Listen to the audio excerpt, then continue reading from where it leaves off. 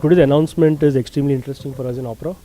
Today we announced 9 more additional Indian Android manufacturers who are now preloading Opera Mini and Opera products on their devices and shipping in the market.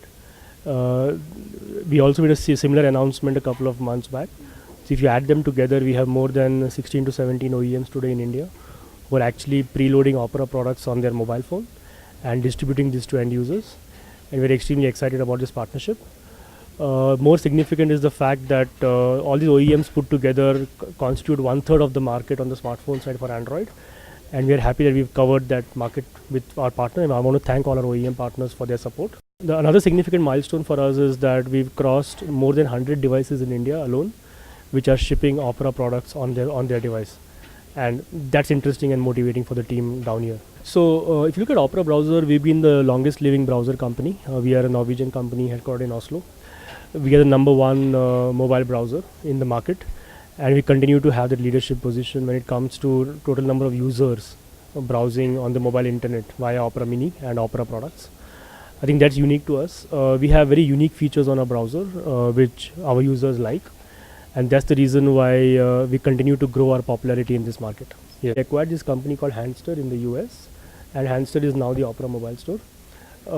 We have a similar store on the desktop as well. You can go and actually download apps from the desktop on our desktop browser. We make extensions as well on the desktop browser, but I would say we are more focused and more aligned with the mobile app store because that's where the real market is. We had a relationship with Nokia for some time where they used to ship Opera Mini on their devices, but I think in the process they saw the value of a browser product, right?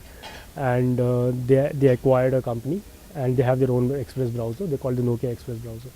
So I believe they are busy promoting their own browser. But from our perspective, we have users coming via the Nokia App Store, via the OV Store, and that's exciting for us because once you're an Opera user, it's very difficult for you to switch, right? And that's what we always say, that once you're used to a certain kind of experience, it's not easy to switch that experience and get it from any other place, right? And that's why we like what we do.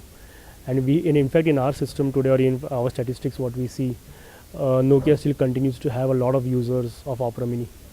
So I just want to kind of solve that myth as well, that it's not just about device manufacturers' shipment. It's about users downloading over the air via m.opera.com or going to the local app store or the OV store in this case and downloading Opera by choice. And that's interesting for us. We are a browser company, so I don't really know about the device performance. Maybe you should ask the Lemon guys about it.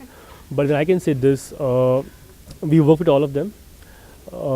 They all have Chinese counterparts because most of the ODMs sit in China. We have a team over there as well.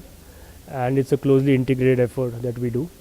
And we try and make the browser as intuitive as possible for that particular device, depending on what features the device and the OS supports for the browser.